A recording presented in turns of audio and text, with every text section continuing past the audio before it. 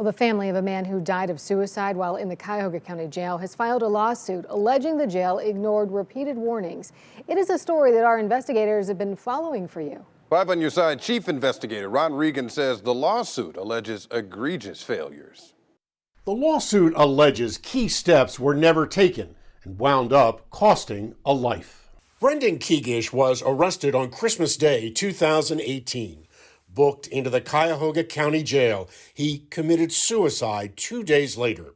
But his family says Brendan told a corrections officer that he suffered from bipolar disorder and depression. What makes the tragedy of Brendan's death even more painful is the fact that it was completely avoidable.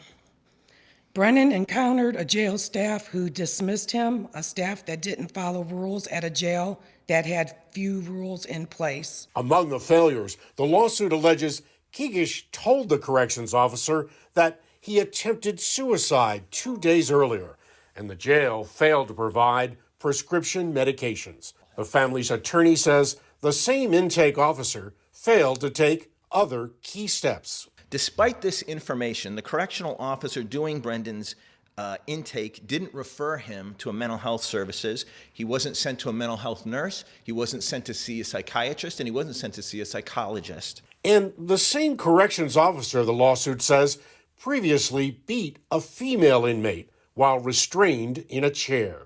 And so Cuyahoga County, rather than reassigning him or putting him on some sort of leave, assigned him to do intakes, a position which he had no experience. 2 days after being jailed, the lawsuit says KIEKISZ told a judge he was depressed, suicidal, and needed help.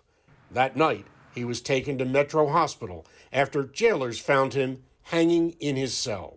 He died 3 days later. Our son suffered from mental health conditions.